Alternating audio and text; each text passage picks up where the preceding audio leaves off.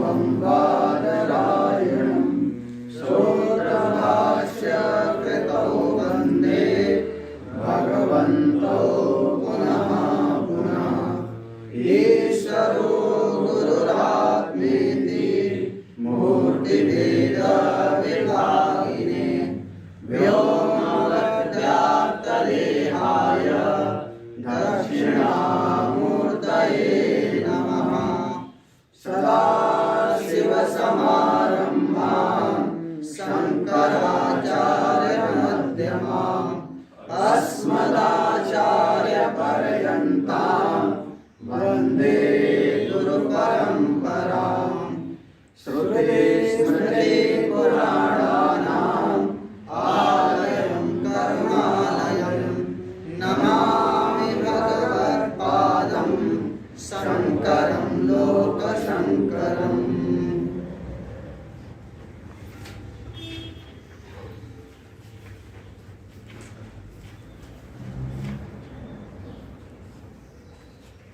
हरिः ओम् ईशावास्यमिदं सर्वं। हरिः ओम् ईशावास्यमिदं सर्वं। यत्किञ्च जगत्यां जगत् यत्किञ्चित् जगत्यां जगत् तेन त्यक्तेन भुञ्जीथाः तेन त्यक्तेन भुञ्जीता।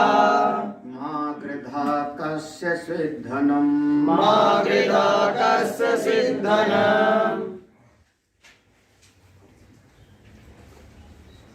ईशावास्यम् इदं सर्वम्।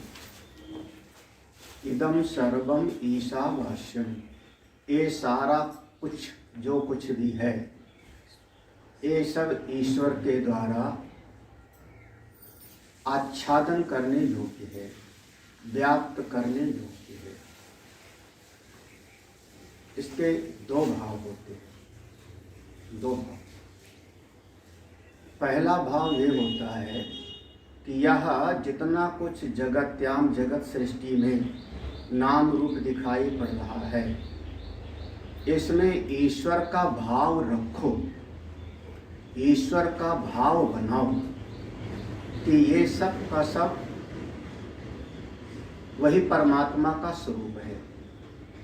जब हम ईश्वर का भाव बनाते हैं तो इसका नाम होता है उपासना। ये उपासना होती है जो भी है। अब जैसे है तो हमारे सामने सुपारी, हमने भाव क्या रखा है, गणेश जी है तो हमारे सामने गोबर का बना हुआ, हमने कहा है गौरी माँ है तो केवल पत्थर, लेकिन हमने कहा कि ये अमुक अमुक देवता है। उसी प्रकार से ये सृष्टि जैसी भी है जो दिखाई पड़ रही है दिखाई पड़ती रहे, लेकिन इसमें ईश्वर का भाव बनाना इसका नाम होता है उपासना। सूक्ष्म भेद है। और परमार्थ रूप से ये सारा का सारा ईश्वर ही है, यह बोध प्राप्त कर लेना इसका नाम होता है तत्वबोध।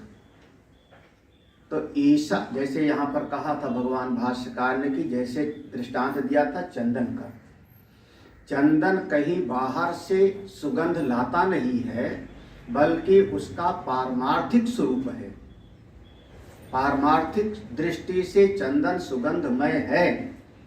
आगंतुक कुछ ऐसी घटनाएं हो गई, आर्द्रता मिल गई, शीतलता मिल गई, सीलन में पड़ा रहा, वो चंदन सील गया, तो आगंतुक है कि उसमें से दुर्गंध आने लगी। आगंतुक है। उसी को जब आपने घिस दिया तो सुगंध कहीं बाहर से आई नहीं है, उसके भीतर की ही सुगंध प्रकट हुई और सारी दुर्गंध को वो व्याप्त कर लेती है। तो परमार्थ दृष्टि से जितना कुछ भी है ये सब का सब ईश्वरमय है, ऐसा जान लेना ये ज्ञान होगा। और सब ईश्वर का स्वरूप है ऐसी भावना बनाना इसका नाम होगा उपासना। दोनों में समझ रहे होंगे? नहीं समझ आ रहा? अरे सूक्ष्म भेद है ये ज्ञान और उपासना में। जैसे हमने दृष्टांत दिया सुपारी का, ठीक है ना, सुपारी का तो है सुपारी, लेकिन हमने उसको कहा गणेश जी की पूजा करो, आपने एक दंताय कह करके आपने पूजा किया, तो ये भाव बनाया आपने गणेश जी का कि गणेश जी ये हैं, भाव बनाया, इसका नाम हो गया उपासना। उपासना हो गया। लेकिन जो गणेश जी का स्वरूप है, गणेश जी का स्वरूप क्या है? सच्चिदानंद। वो नित्य है, वो चैतन्य स्वरूप है, वो आनंद स्वरूप है, यही ना। और जो सुपारी में अस्थि भाति प्रिय है, सुपारी है अस्थि, ये प्रकाशित हो रही है भाति, और ये किसी न किसी को प्रिय है। इसमें जो ये तीन चीजें हैं, ये सतचित और आनंद है। तो सुपारी के अंदर कत जो उसकी सत्ता है, जो वो हम देख पा रहे हैं, और जो उसमें एक प्रियता का गुण है, वो परमात्मा का अंश है। तो जो गणेश जी का स्वरूप है सच्चित आनंद, वो स्वरूप सुपारी का भी है, आकार उनका भी अलग और आकार इस सुपारी का भी अलग, दोनों का स्वरूप एक है, ये समझ लेना। इसका नाम हो गया तत्वबोध। अभी भी नहीं क्लियर हुआ? नहीं क्लियर हुआ? अच्छा, बर्फ की सिल्ली, बर्फ की सिल्ली आपके पास में है, तो बर्फ की सिल्ली का आकार होगा, ठीक है ना, उसका रूप है, आकार है, हो सकता है उसका वजन भी है 5 किलो 7 किलो, आप बर्फ की सिल्ली खरीद के लाए हो तो उसका आकार है। तो उस बर्फ की सिल्ली में पानी का भाव बनाओ कि पानी मैं है, इस भाव का नाम हो गया उपासना।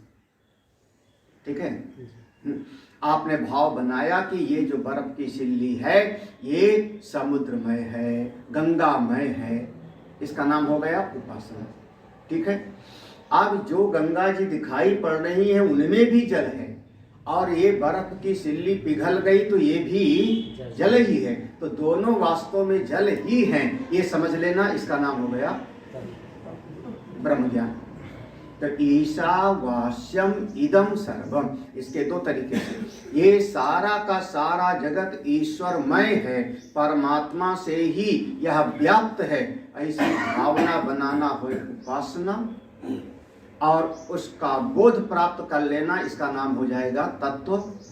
जब जान लेंगे तो एक उत्तम अधिकारी होगा, उसका कल्याण हो जाएगा। किसमें? जो कुछ जगत में दिखाई पड़ रहा है, यत किंच, कुछ भी जगत माने पहले कहा था नाम रूप और कर्म। ये जगत का आप लोग हमेशा ध्यान रखना, जगत की दो तरीके से हम व्याख्या करेंगे। जगत माने 3 अक्षर हुआ, जा, गा और ता। जा माने जायते, जा का अर्थ हुआ जायते, गा माने गच्छति, जायते माने जिसका जन्म हुआ, जिसका भी जन्म हुआ, जायते। गच्छत माने जो बीतता चला जा रहा है, बीतता चला जा रहा है, गच्छति। लेकिन आखिरी अक्षर है ता, दिखाई कैसे पड़ता है? तिष्ठति इव, जन्म हुआ, चला जा रहा है, हमको लगता है कि जो कल था वही आज है, जो पहले था वही आज है, इसी का नाम हो गया जगत। अभी सोचने की बात है कि हमारे भगवान विष्णु का जहाँ भी विग्रह बनेगा, भगवान नारायण का, है ना, जहाँ भी उनका फोटो बनेगी, उनके दाढ़ी मूछ नहीं होगी, है ना, उनके नहीं होगी। और जहाँ पर भी ब्रह्मा का फोटो बनाएंगे, अच्छा दाढ़ी कैसी होगी? सफेद की काली?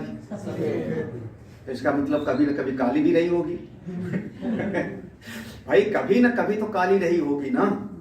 जब भी कि सफेदे लेके पैदा हुए थे, जब वो कमल के फूल पे पैदा हुए, भगवान की नाभि से कमल का फूल निकला और उस पर जो है ब्रह्मा जी प्रकट हो गए, यही ना। तो उस समय सफेद दाढ़ी थी कि नहीं? अब भागवत के कथा वालों से पूछो तो चक्कर खा जाओगे। सफेद दिखती है ना, हाँ, चित्र में देखो तो कमल के फूल पे भी सफेद ही दाढ़ी दिखती है। जब पैदा हुए उस समय दाढ़ी सफेद थी कि बिना दाढ़ी के पैदा हुए? अगर पूछो कथाकारों से, हमारा विषय नहीं है। तो हमारा कहना है कि जगत माने 3 अक्षर है, जिसका जन्म हुआ माने जा, गच्छति बीतता चला जा रहा है माने गा, गा माने चला जा रहा है, ता माने तिष्ठति इव लगता है कि जो पहले था वही अभी भी है, वैसे है, उसी का नाम है जगत। एक दिन बना चला जा रहा है, लगता है। भगवान भाष्यकार ने कहा इस जगत में 3 चीजें होती है। बृहदारण्यक उपनिषद का सूत्र है, नाम, रूप और कर्म। जहां पर ये तीनों चीज होती है उसका नाम समझ लेना कि जगत। एक आकार होगा, एक रूप हुआ, उस रूप का हम काम चलाने के लिए एक नाम दे देते हैं, उसका नाम रख दिया हमने। इसका नाम है वृक्ष, इसका नाम है अमरूद, इसका नाम है आम का पेड़, यही ना। उस आकार को व्यवहार चलाने के लिए एक नाम दे दिया हमने, तो 2 चीज हो गया, नाम और रूप। और फिर अगर उसका रूप है तो उससे कुछ ना कुछ क्रिया भी होगी। पेड़ है तो उसकी पत्तियां हिलेंगी, पशु है तो वो चलेगा, चारा खावेगा। तो नाम, रूप और कर्म, ये 3 चीज जहां पर होती है उसी का नाम हो गया जगत। जो मंत्र में जगत शब्द है इसको ध्यान, जगत्याम माने पृथ्वी, जगत्याम माने पृथ्वी, और जगत माने नाम, रूप, कर्म। इस पूरी पृथ्वी पर जो भी नाम, रूप, कर्म में ये संसार है, ये सब में ईश्वर का भाव ले लो। सब है ईश्वर में, सब है ईश्वर में, उसके अलावा और कुछ नहीं। नहीं ज्ञान है तो उपासना करो, और अगर ज्ञान हो जाएगा तो बेड़ा पार। अब जब ऐसी दृष्टि है आपकी कि सारे जगत को ईश्वरमय समझना है, तो कि क्या करूं मैं, तो बस एक ही चीज में आपका अधिकार है। अब अगर सारे जगत का ईश्वरमय बोध प्राप्त करना है तो एक ही चीज में अधिकार है, किसमें? तीनों ऐषणाओं का त्याग करने में। तेन त्यक्तेन, त्यक्त का अर्थ किया था त्यागेन, कल पढ़ा था त्यागेन। त्यक्त का मतलब मरना नहीं है, त्यक्त का एक अर्थ संस्कृत भाषा में मरना होता है, लेकिन अगर यहाँ पर मर जावेगा तो भुंजीथा शब्द है, उसकी संगति नहीं लगेगी, क्योंकि मरा हुआ पुत्र या मरा हुआ सेवक हमारी सेवा नहीं कर सकता। यहाँ है कि पालन करेगा, भुंजीथा पालये था, वो उसको बनाए रखो। तो कौन सा होगा? त्यागे, तीनों प्रकार की तृष्णाओं का त्याग करके और इस वृत्ति को बनाए रखो। कौन सी वृत्ति को? हाँ, सारा का सारा जगत ईश्वर, हाँ, इस वृत्ति को बना, इसी का पालन करो। भुंजीथा माने इस वृत्ति को बनाए रखो। जब ये वृत्ति आपकी बनी रहेगी, तीनों तृष्णाओं का त्याग करके, आपके भीतर आनंद होगा, परम शांति होगी, परम सुख होगा। हाँ, हम लोग यहीं पर रुके थे भाष्य में, देख लेना। एवं ईश्वर आत्म भावनया युक्तस्य पुत्रादि ऐषणात्रय संन्यास एव अधिकारो न कर्मसु। मिला ना सबको? तो देखो, एवं ईश्वर आत्म भावनया, ईश्वर परमेश्वर का, और भावना कैसी बनाई? आत्मा। भावनया माने उपासना, ठीक है ना। ईश्वर कहीं बाहर नहीं है, कहाँ है? मेरी आत्मा रूप से। और हम उस भाव को बनाए रख रहे हैं कि सारा का सारा जगत ईश्वरमय है। इस भावना के साथ जो युक्त हो रहा है, उसका अब किसमें? पुत्रादि ऐषणात्रय संन्यास, पुत्रेषणा, वित्तेषणा और लोकेषणा, इसका संन्यास करने में ही अधिकार है। वो तेन त्यागेन का अर्थ हुआ ये तीनों तृष्णाओं का त्याग करके सारा जगत भगवतमय है, इस भाव को बनाए रखो, इस वृत्ति को बनाए रखो। इसका एक नाम हो जाएगा अखंडाकार वृत्ति, ठीक है ना, ब्रह्माकार वृत्ति, ठीक है, स्पष्ट है ना। उसी में अधिकार है, यही करना है। तेन त्यक्तेन त्यागेन इत्यर्था। देखो, तेन त्यक्तेन, त्यक्तेन का अर्थ किया त्यागेन इत्यर्था। त्यक्तेन माने त्यागेन। हम त्यक्त का अर्थ मृत करना ले ले हम, त्यक्तम का मतलब हुआ कि मर गया कोई, तो इसका देखो भाव क्या कह रहे हैं। न ही त्यक्तो मृता पुत्रो व भृत्यो व आत्म संबंधिताया अभावात् आत्मानं पालयति।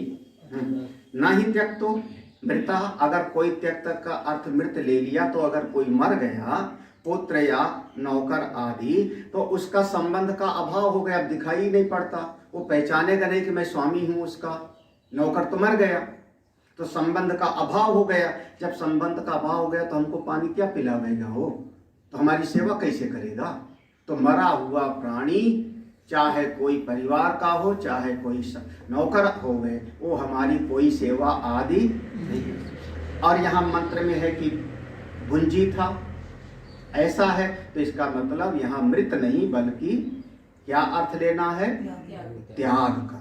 देखो अतः यहाँ पालयति है, पालयति, उसके बाद धन अतः, अतः माने इसलिए, इसलिए त्यागेन इति अयम एव वेदार्थः। यहाँ जो त्यक्तेन शब्द है उसका त्याग में ही अर्थ है। वेदार्थ माने श्रुति भगवती का, वेद भगवान का कहना है कि तीनों प्रकार की तृष्णाओं का त्याग करके उस मनोभाव को निरंतर बनाए रखो। कौन सा, सर्वम ब्रह्ममयम रे सर्वम ब्रह्ममयम। भुंजी था पालय था, भुंजी था जो मंत्र में है उसका अर्थ कर दिया पालय था, माने उस वृत्ति का पालन करते रहो, चित्त वृत्ति में वो भाव बनाए रखो। जब चित्त वृत्ति में वो भाव बना रहेगा तो आपको जो है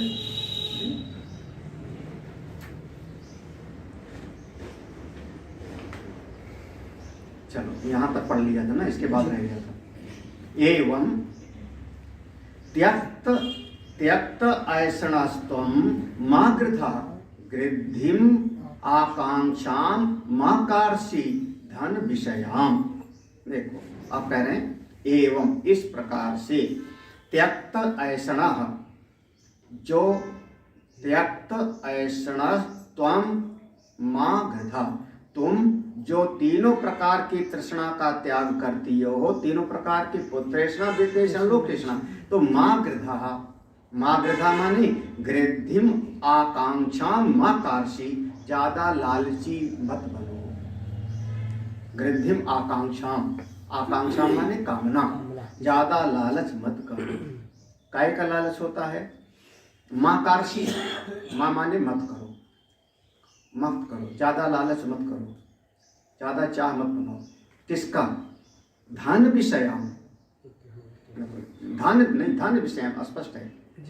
हाँ, गृद्धिम आकांक्षाम माँ कार्षि, यहाँ तक नहीं हो। हाँ, गृद्ध दृष्टि वाले मत बनो, लालची मत बनो। किस चीज का लालच, धन विषयाम, धन संबंधी लालच मत लाओ। ठीक है, आप ज्यादा लिफाफा मत खोल के देखो। हाँ, कितना मिला दक्षिणा में। हाँ, भंडारे में कई लोग खोल के देख लेते हैं, जैसे जैसे मिलता है वैसे खोलते हैं। समझ लेना कि दूसरे महात्मा लोग कहते हैं बहुत खराब है, बहुत खराब है, अभी ऐसा मत करना। अच्छा, भंडारे में अगर ज़्यादा रुपया मिल गया लिफाफे में तो खुश, और कम मिला तो दुखी भी होते। अच्छा अब चाहे जितना कोई कहो, गीता भारती के यहाँ भंडारा होगा तो सब जाओगे, वो तो सब महात्मा को याद रहता है उनके अंदर, गीता भारती का वो सब जाओगे, है ना। तो धन विषयाम, धन संबंधी आकांक्षा मत करो। और जितना मिल जाए उतने में संतोष करो, जितना मिल जाए उतने में ही आप संतुष्ट रहो, जितना मिल जाए। देखो आगे कहते हैं, सरल सा अर्थ है, अपने आप समझ लेना। यहाँ दो अर्थ करेंगे आगे। काश्य माँ गृधा, मंत्र में है ना माँ गृधा, उसका अर्थ कर दिया ना गृद्धिम आकांक्षा माँ कार्षि। ठीक है, इसका अर्थ हो गया किसका, धन विषय, धन संबंधी आकांक्षा मत करो, कामना मत करो। जितना जरूरत है मिल ही जाएगा, जितना आपको आवश्यकता है वो मिल जाएगा। कौन पूरा करेगा, अरे प्रकृति करेगी। हाँ, प्रकृति करेगी, सृष्टि ये करेगी।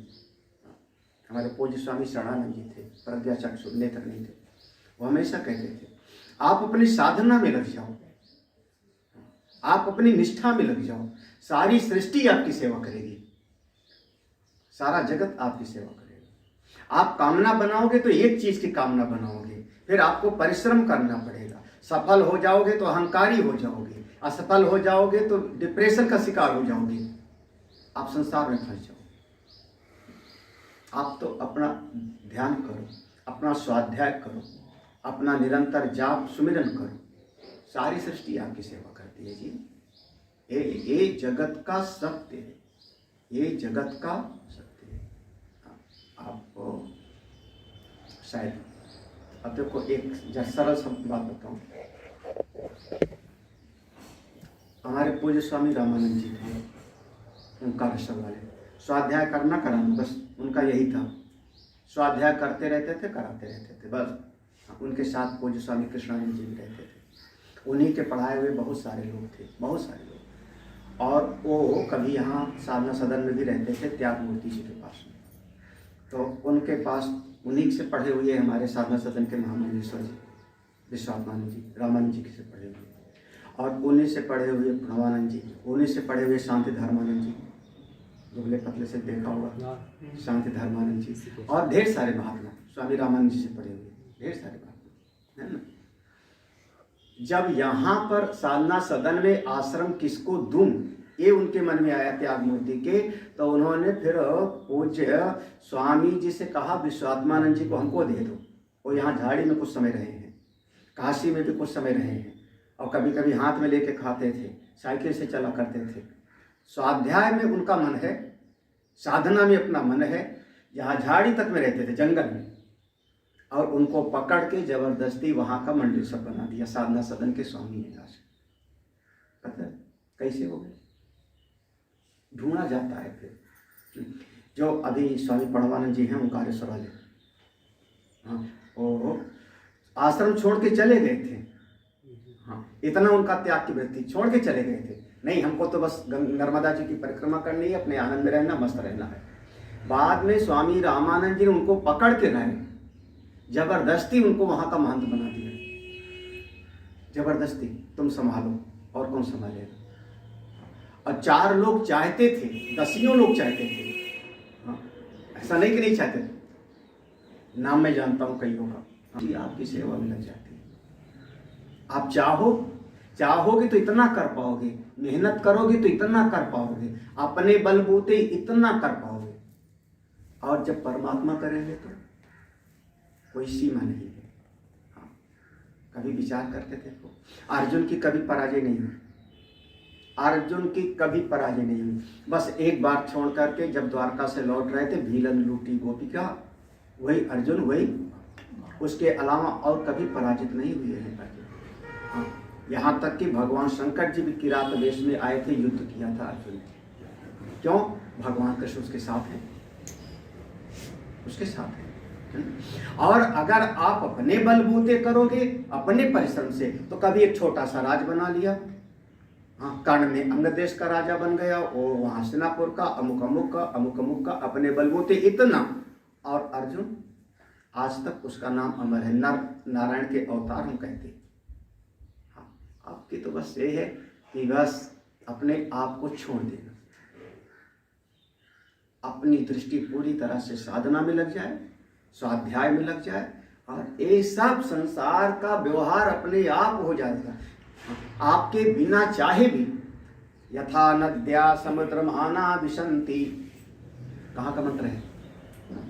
यथा नद्या समुद्र, हाँ, अरे जैसे हजार नदियां, समुद्र बुलाने नहीं जाता किसी को, हे नदी आओ पानी लेकर के मेरे अंदर आओ, कभी नहीं बुलाता।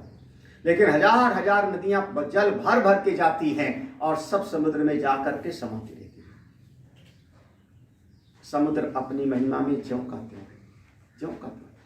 सूर्य देवता तपे और समुद्र से चाहे जितना पानी उठा ले जाऊं, समुद्र फिर भी अपनी महिमा में जैसे का ऐसे ही तत्ववेत्ताओं का चित्त होता है, साधना करने वालों का मन ऐसे होता है। हजार तरफ से सुख की वस्तुएं मिले, ये प्रकृति लाती है उनके लिए। 10 लोग भोजन लेके आते हैं, उनके भीतर अपनी महिमा जैसी की तैसी।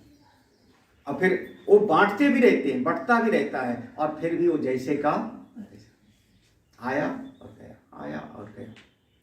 क्या कहना, ये शायद सब लोग नहीं जानते हो, ये गीता कुटीर के जो स्वामी जी थे, स्वामी गीतानंद भिक्षु, अपने आप को भिक्षु लिखते थे, गीतानंद भिक्षु। ये अम्बाला और इधर पानीपत की तरफ काफ़ी रहे, हरियाणा में। तो ये शुरुआत गांव के लोग, जहाँ पर डेरा वगैरह है, वहाँ पर फिर 10-10 परिवार के लोग भोजन ले लेके जाया करते थे। महाराज जी पाले हुए थोड़ा सा ऐसी साधना। और आज देखो तो करीब 1000 लोगों को भोजन रोज करवाया करते थे, रोज 1000 लोगों का 500 लोगों का। अपनी निष्ठा में अमरकंटक के स्वामी कल्याण दास जी का कभी नाम सुना हो? नहीं सुना? नहीं। ज्योतिर्मयानंदा के गुरुजी, योगेश्वरानंद के गुरुजी, हरिचेतनानंद महाराज के गुरुजी, उनका नाम कल्याण दास। कभी ऐसे पत्थर की एक शिला पे बैठ गए और बिल्कुल दिगंबर, बरसात हो रही तो भी ऐसी साधना किया, कुछ नहीं था। और आज इतने बड़े बड़े आश्रम हैं, इतने बड़े बड़े आश्रम हैं कि बस देखते जाओ। आप अगर खुद करने का प्रयास करोगे तो इतना सा कर पाओगे। हम अपनी साधना में डूब जाएं, सृष्टि करती है तो बहुत विशाल करती है, परमात्मा करती है। इसलिए माँ, देखो बहुत बढ़िया कहा, माँ कार्षी धन विषयाम आकांक्षाम माँ कार्षी। कोई आकांक्षा मत करो धन विषयाम, धन संबंधी विषय की आकांक्षा बिल्कुल मत करो। हमको इतना रुपया मिलेगा तो मैं प्रवचन सुनाऊंगा। अब बताओ ये क्या हो गया? नहीं, ऐसी दृष्टि नहीं। तो भगवान भाष्यकार ने एक श्लोक लिखा भज गोविंदम में, यल्लभसे निज कर्मोपातम भित्तम तेन विनोदय चित्तम। यल्लभ से, जो मिल जाता है अपने आप में मिल गया, उसी में संतुष्ट रहो। हमारी घृणा भी नहीं है। हमारी दृष्टि है, कोई आकर के 500 रुपया चढ़ा गया तो मैं हटाऊंगा नहीं, हटा हटा हटा, मैं छूता नहीं रुपया। बिल्कुल मेरे, बिल्कुल ठीक है, जरूरत है, हम थोड़े भगाएंगे उसको। कुछ लोग होते हैं अपने आप को त्यागी बहुत दिखाते हैं, ऐसे हमारे समाज मैं बहुत बड़ा त्यागी हूँ, हटा पैसा नहीं छूते हम। नहीं, मैं बिल्कुल उठा के जेब में रख लूंगा। एक झोला लेके चलता है, उनके साथ में उनका एक झोला लेके चलता है कोई। सीतापुर में एक है, 4 ठो मुकदमा लड़ता रहता है, पैसा नहीं छूता, चलता है बुलेट से, बुलेट है और उसकी हैंडल में ही थैली लगा रहता है। हमने देखा पेट्रोल टंकी पर, पेट्रोल भराया, उससे कहा इसी में से निकाल ले, मैं पैसा नहीं छूता हूँ। हाँ, जब वो थैली में हाथ डाल के निकालने लगा तो ऐसे घूर के देखता रहा कितना निकाल रहा। मेरी कार नहीं खड़ी थी। अब सीतापुर में मैंने देखा उसको, हमने कहा हाँ गुड़ खाए गुलगुला से पर है तो खाए के लिए सना। माँ बहुत बढ़िया शब्द है, तो ठीक है अपने आप समझ लेना। हाँ, तो माँ गृधा कास्य, देखो माँ गृधा हो गया ना, माँ गृधा हो गया। अब जो मंत्र में है कास्य स्वित धनम, इसका देखो यहाँ से, अब मंत्र में है ना कास्य स्वित धनम, तो इसका पूरा भाषा देखना, कास्य स्वित धनम ये मंत्र है। तो कास्य चित पारस्य स्वस्य वा धनम माकांक्षी इत्यर्थः। यहाँ पर है ना कास्य स्वित धनम, 3 शब्द है। तो कास्य पहला शब्द है किसका, स्वित छोड़ दो, धनम तो किसका धन, तो कह रहे हैं कास्यचित परस्य, कास्यचित किसी के भी धन की आप आकांक्षा मत करो। कास्यचित माने किसी का धन आप हड़पना मत चाहो। पारस्य दूसरे का, परस्य माने दूसरे का, जमीन हड़पना मत चाहो, धन हड़पना मत चाहो। स्वस्यवा लो, स्वस्यवा माने अपना भी धन कभी आप मन में कामना मत बतनाओ, नहीं नहीं ये तो मेरा है। अरे ये भी होता है ना, कहते नहीं नहीं ये तो मेरा है जी, तो अपने भी धन की आकांक्षा मत बनाओ।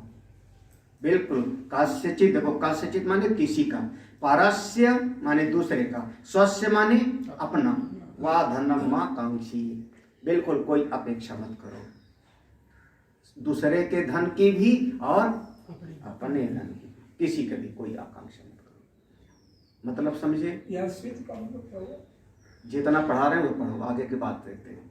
कास्य धनम, कास्य धनम, ठीक है ना, किसका धन है? तो भाष्य में कहाँ है? कास्यचित, जो हम पढ़ा रहे हैं वहां पर ध्यान दो। कास्यचित किसी का भी, किसी का भी, पारस्य दूसरे के धन की, संपत्ति की, स्वस्य व अपने भी धन की, धनम मां कांक्षी इत्यर्थ, बिल्कुल कोई अपेक्षा मत करो, कोई अपेक्षा नहीं। अपने धन की भाई, इसका मतलब ये नहीं कि मेरे पास है तो उठा के मैं नाले में फेंकूंगा, ये मतलब नहीं है। मतलब ये कि ये हमारे पास हमेशा बना ही रहे, ऐसी अपेक्षा मत करो। नहीं तो फिर ओ मोदी जी एक रात में नोट निकलवाएंगे सब है ना। तो दूसरे के धन की और अपने भी धन की अपेक्षा मत करो, मत जाओ। ना दूसरे से पैसे के लिए लड़ाई करो, ना अपने से, दोनों बातें। हम लोग जब महात्मा बनते हैं ना, तो अब अलग अलग बात है, जब संत कोई बनता है और परिवार में 4 भाई हो, 4 भाई हो, 3 भाई हो, तो ऊपर से सब रोते हैं, हाय मेरा भाई महात्मा बन गया, और दिल से होता है एक हिस्सा कम हुआ, बढ़िया हुआ क्योंकि अगर 4 बीघा जमीन है तो 1-1 बीघा बंटता, और एक भाई महात्मा बन गया माने अब उसका हिस्सा, तो अब तो खुश हो गए। अब महात्मा बन के आप अपने खेत में हिस्सा लेने चले जाओ, हमारा वाला हिस्सा, तो समझना कि फिर अभी आपने संतत्व को पूरी तरह से समझा है ना। जैसे हमारा ब्रह्म चैतन्य खेत जो तो आता रहता है क्या है, बोले गन्ना लगवाना है, पूरा कुंभ में आया नहीं घर पर, क्यों? बोले खेत में काम है, किसी के भी, ना किसी के दूसरे की, ना अपने की। क्यों? उसका कारण क्या है ना, कि दृढ़ विश्वास हो अपने ईश्वर पर, अपने प्रारब्ध पर। जो हमारा है वो कहीं नहीं जाएगा, पक्का लिख के रख लो, जो मेरा है वो कहीं भी नहीं जाएगा, कभी नहीं जाएगा। और जो चला जावे समझ लेना कि वो मेरा कभी नहीं था, और जो अपना मान रखे थे वो मेरा भ्रम था, मेरे मन की कल्पना थी, भ्रम टूटा। जो मेरा है वो मेरा साथ कभी नहीं छोड़ेगा, और जो साथ छोड़ देवे इसका मतलब वो मेरा पहले भी नहीं था, और जो हम मान रहे थे कि मेरा अपना है वो भ्रम था, हमारी नासमझी थी, अज्ञान में मैं था, अज्ञान के कारण ही तो हमने उसको अपना मान बैठे थे। जो मेरा है वो मेरा साथ कभी नहीं छोड़ता, शायद कोई समझे तो हम अपेक्षा क्यों करें, मन को शांत रखें। परस्य स्वस्य वा, दूसरे के भी धन की, अपने भी धन भी, इसमें जमीन भी समझ लो, धन है, जमीन है, गहना है, संपत्ति है, किसी की भी अपेक्षा कुछ नहीं, कोई अपेक्षा नहीं। ठीक है, चलो आगे। अब पढ़ना, स्वित इति अनर्थको निपाता। अब पढ़ो तुम, जब हम पढ़ा रहे हैं तो आगे आगे तुम पढ़ाए जाते हो, है ना। स्वित पूछा था ना, कहाँ? हाँ तो हम पढ़ा रहे हैं भाष्य, भाष्य देखो, भाष्य में जब आएगा तो पढ़ा देंगे। स्वित लिखा ना, स्वित इति अनर्थको निपाता। स्वित जो है उसका नाम है निपात।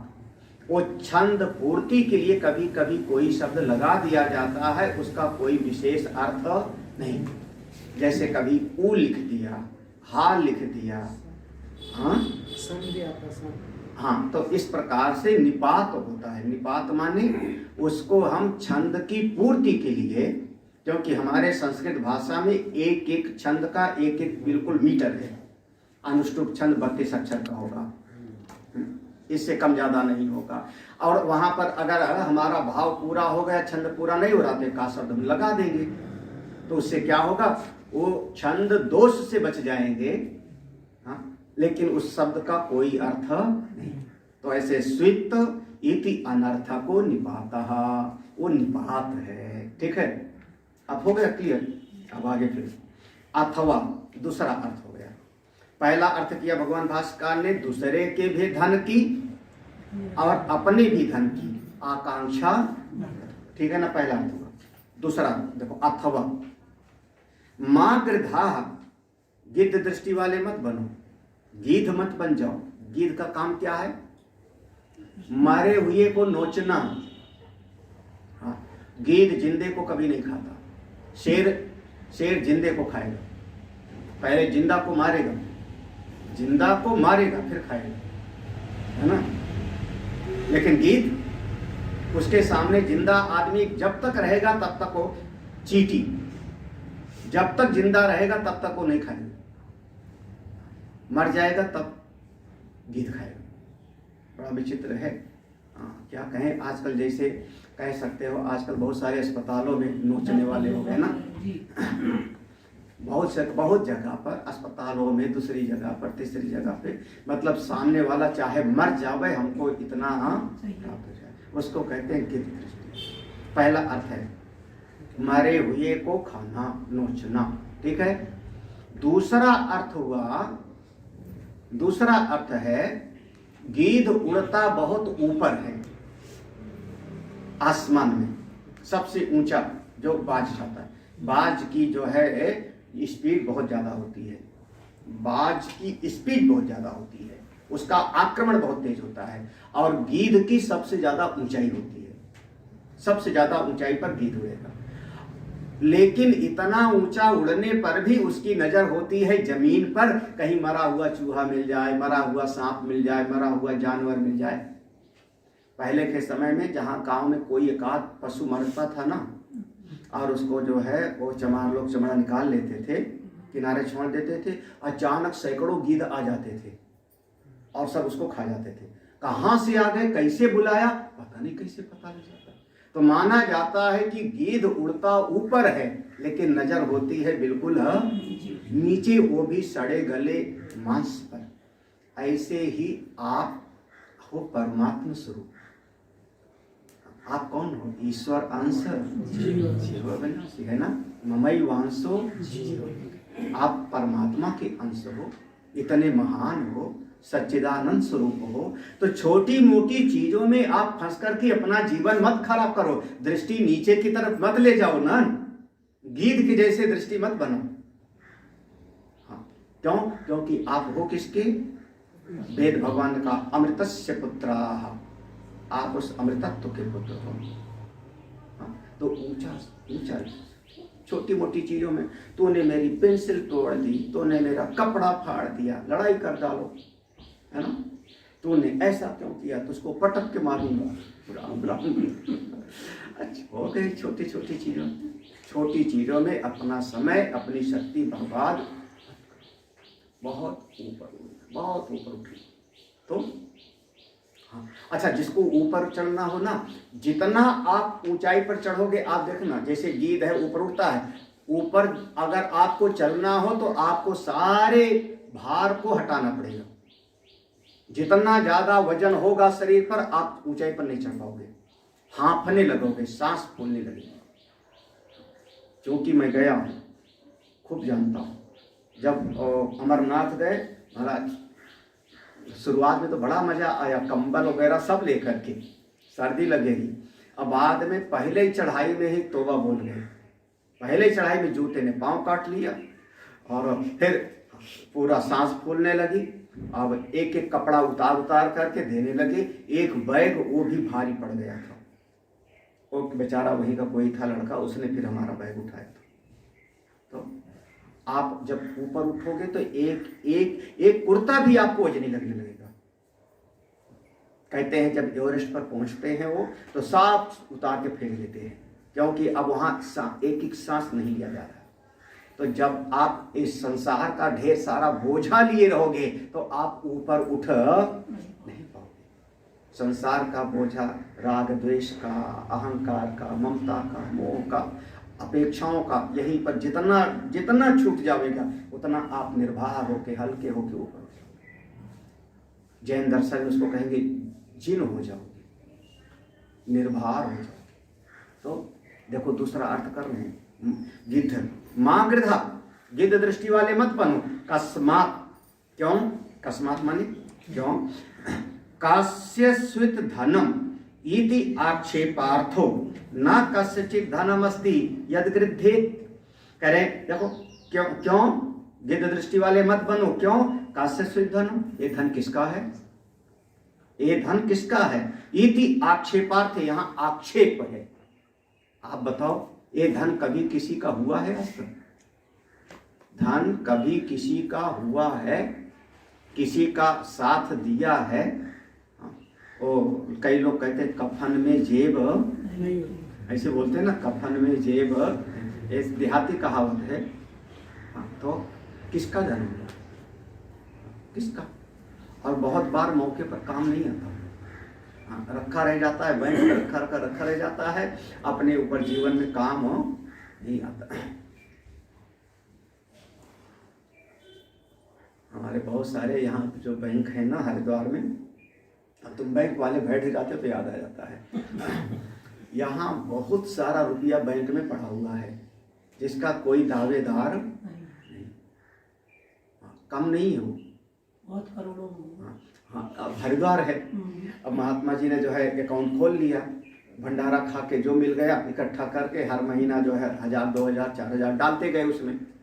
रोज जेब जो खर्चा है वो मिलता जाता है, कपड़ा मिल जाता है, बैग मिल जाता है, कमंडल मिल जाता है, भोजन की चिंता नहीं है, तो जो मिल गया वो डाल देते हैं। और किसी पर विश्वास नहीं है कि उसका नाम लिख दे में, नॉमिनी कर दे में, या ज्वाइंट भी कर दे में, इतना विश्वास नहीं है।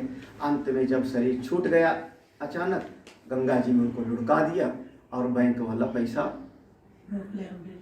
डिपॉजिट हो गया। अब वो तुम्हारा भाषा तुम जानो। तो किसका धन है? किसका? कस्य स्वित धन इति आक्षेपार्थे। आक्षेपार्थे माने ये धन कभी किसी का साथ नहीं देगा। ना कस्यचित धनमस्ति, अरे किसी का धन नहीं है। यद गृद्धेत, जिसको तुम गिद्ध दृष्टि वाले बन रहे हो, लालची बन रहे हो, ये धन कभी किसी का हुआ नहीं है। इसलिए ज्यादा गिद्ध दृष्टि मत बनाओ। अब पूरे मंत्र का उपसंहार है, ये अंतिम पंक्ति है, मंत्र का उपसंहार कर रहे हैं। तो इसलिए उपसंहार है ना, तो इसको कहते हैं सिंहावलोकन। एक बार पूरे मंत्र का अर्थ समझ लो क्या हुआ। आत्मै वेदम सर्वम इति ईश्वर भावनया सर्वम त्यक्तम अत आत्मना एव इदम सर्वम आत्मैव च सर्वम अतो मिथ्या विषयान गृह्य मा काशी इत्यर्थः। आत्मा एव इदम सर्वम, आत्मा एव इदम सर्व, ये सब का सब जितना कुछ दिखाई पड़ रहा है ये सब का सब क्या है? आत्मा। आत्मा एव, एव माने ही, आत्मा ही है सब का सब। और जो आत्मा है वो ईश्वर भाव में है, ईश्वर से अलग नहीं है। आत्मा ही तो ईश्वर है, आत्मा सो परमात्मा। तो ये सारा का सारा जगत जितना है, इदम इदम, ये सारा जगत नाम रूप वाला आत्मा ही है और आत्मा ईश्वर से एक है। तो ऐसी आत्मा ईश्वर की भावना से युक्त होकर के सर्वम त्यक्तम, सारा तीनों तृष्णाओं को आप छोड़ दो। मन से तृष्णा छूट, सर्वम त्यक्तम। और फिर बोध क्या होगा? अतः त्यक्तम, अतः आत्मन एव इदम सर्वम। आप जब सब तृष्णाएं छूट गई तो आत्मा ये सब कुछ हो गया। आत्मा एव च सर्वम, अरे अब ये अनुभव का सब कुछ आत्मा ही है, सब कुछ आत्मा ही है। आत्मा एव इदम सर्वम, आत्मा ही सब है और आत्मा में ही सब है। एक दिन शायद हमने पढ़ाया था, याद होगा, 4 भावना बताई थी, भावना चतुष्टय। किसी को याद है? भावना चतुष्टय करके बृहदारण्यक। हाँ, ये शरीर जिसका है, याद है? अब विषय याद आना चाहिए। ये शरीर जिसका है, ये शरीर जिससे चल रहा है, भूल गए कि याद है, पढ़ाया था। ये शरीर जिसका है, ये शरीर जिससे चल रहा है ना, और ये शरीर जिसके लिए है और ये शरीर जिसके बिना नहीं रह सकता, ये भावना चतुष्टय है। उसको हम कहते हैं देहात्मा, देहात्मा, जीवात्मा, शरीर आत्मा कह लो। शरीर जिसका है, शरीर जिसके लिए है, शरीर जिससे चल रहा है और जिसके बिना ये शरीर, वो कौन है? देहात्मा, जीवात्मा। ठीक है। अब जैसे यहां पर वैसे जगत में लगा लो, यथा पिंडे तथा ब्रह्मांडे। ये सारा जगत जिसका है, ये सारा जगत जिससे चल रहा है, ये सारी सृष्टि जिसके लिए है और जिसके बिना ये जगत नहीं हो सकता, वो कौन है? जगतात्मा, विश्वात्मा, सर्वात्मा। ठीक है। ये भावना चतुष्टय पढ़ाया था प्रेतरंडक में। उसी बात को भगवान भाष्यकार ने कहा आत्मना एव इदम सर्वम, ये सारा जगत आत्मा के द्वारा ही व्याप्त है। आत्मा एव च, सारे आत्मा ही है, ऐसा समझ करके मिथ्या विषयाम गृध्यम। ओम नमो नारायण। ठीक है, फिर से हंस ले। आत्मा एव इदम सर्वम, है ना? ठीक है, यहां तक समझ। ये सारा का सारा आत्मा ही है। इति ईश्वर भावनया, इस ईश्वर की भावना से, आत्मा ही ईश्वर है, इस ब्रह्मात्मिक बोध की भावना से सर्वम त्यक्तम, सब कुछ आपने मन से निकाल दिया। किसको? पुत्रेष्णा वित्तेष्णा। अतः इसलिए अब क्या होगा? अनुभव हो जाएगा आत्मना एव इदम सर्वम, अपनी आत्मा के द्वारा ही सारा जगत एक उत्पन्न हुआ, आत्मा से ही स्थित है और आत्मा में ही जाके सब समा। जैसे स्वप्न जगत, तो आत्मयुचा सर्वम, अतः इसलिए मिथ्या विषयाम गृद्धिम मा कार्षी इत्यर्थ। इसलिए मिथ्या विषयों का एक कौन सा? धन विषय, वस्तु विषय, वह आकांक्षा मत बनाओ। चलिए जी, हो गया पूरा। इसके बाद थोड़ा सा एक पंक्ति और। एवं आत्मविदः पुत्रादि ऐषणात्रय संन्यासेन आत्मज्ञान निष्ठतया आत्मा रक्षितव्यः इत्येष वेदार्थः। ये पूरे के पूरे मंत्र का अर्थ समझना। अब एक पंक्ति में भगवान भाष्यकार समेट रहे हैं। एवं इस प्रकार से, एवं आत्मविदा, एवं आत्मविदा, जो अपनी आत्मा को जानना चाहता है, अंतःकरण जिसका शुद्ध है, अंतःकरण शुद्ध है, अभी पूरी तरह से अनुभव नहीं हुआ। आत्मविदा माने जानता है कि आत्मा को हमको जानना चाहिए। अनुभव हो जाता तो कोई उपदेश देने की जरूरत नहीं रहती। तो वो अभी पूरी तरह से अनुभव नहीं हुआ, लेकिन आत्मा है, आत्मा को जानना चाहिए, ये सब समझता है, अंतःकरण शुद्ध है, तो उसका नाम हो गया आत्मविदा। आत्मविदा माने आत्मा की सत्ता को स्वीकार करता है, आत्मा हमको जानना चाहिए, आत्मज्ञान से। ऐसा जो साधक है, माने साधक अंतःकरण शुद्ध वाला, वो क्या करे? पुत्रादि ऐषणात्रय संन्यासे, तीनों प्रकार की ऐषणाओं का संन्यास के द्वारा आत्मज्ञान निष्ठतया, अपनी आत्मा के ज्ञान में ही निष्ठित हो जाए। आत्मज्ञान में अभी तो ये जानता है कि आत्मा को जानना चाहिए, आत्मविद है, और इस त्याग के द्वारा आत्मस्वरूप में निष्ठ हो जाए पूरी तरह से। जब आत्मनिष्ठ हो जाएगा तो आत्मा रक्षितव्यः इत्येष, वहां जो भुंजी था तब शब्द था ना, पहले था, अपनी आत्मा की इसी प्रकार से रक्षा करो, आत्मज्ञान में निष्ठ हो जाओ। मैं आत्मस्वरूप हूँ, उसमें निष्ठ होकर के आप अपने आप की रक्षा करो। ठीक है।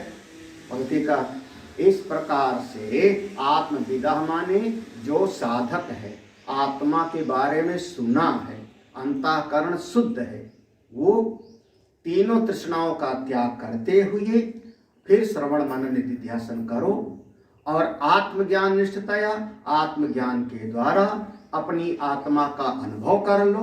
आत्मा रक्षितव्या, और जब आत्मा का अनुभव कर लोगे तो समझो आपने अपनी आत्मा की रक्षा की। यही आत्मा का पालन करना, यही वेदार्थ। वेदार्थ माने वेद भगवान की यही आज्ञा है, वेद का यही अर्थ है। नहीं कर सकते तो इतना लायक नहीं है कोई, तो अब इतना लायक नहीं तो क्या करें।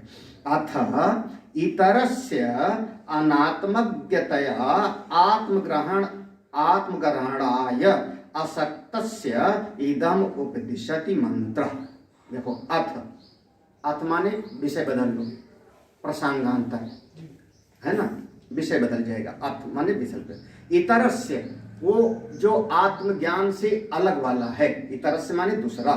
अनात्मज्ञ तया, जिसने अभी आत्मा को ठीक ठीक जाना नहीं, तो किसमें? अनात्मा में फंसा हुआ है, जड़ वस्तुओं में फंसा है, संसार में फंसा है। अनात्मज्ञतया तो आत्मग्रहणाय असक्तस्य, अभी आत्मा की बात को समझने में कैसा है? असमर्थ। आत्मग्रहणाय असक्तस्य, अभी आत्मा की बात बताओ तो उसको समझ में बात नहीं आती, बोध उसको हो नहीं पाता, अभी इतना लायक नहीं है। तो श्रुति भगवती इदम उपदिशति मंत्र, उसके लिए आगे का मंत्र उपदेश कर रहा है। जो आत्मज्ञान वाला है, उत्तम अधिकारी है, वो पहले मंत्र से समझे और मुक्त हो जाए। जो नहीं कर पा रहा है उसके लिए श्रुति भगवती मध्यम अधिकारी के लिए दूसरा वाला मंत्र बताती है। दूसरा वाला मंत्र मध्यम अधिकारी के लिए, जो अभी आत्मा को ठीक ठीक समझने में असमर्थ है, तो क्या करे? क्या उसके लिए कोई उपाय नहीं? तो वेद भगवान कहते हैं कल पढ़ेंगे, फिर शाम नहीं, शाम को पढ़ेंगे फिर अगला वाला।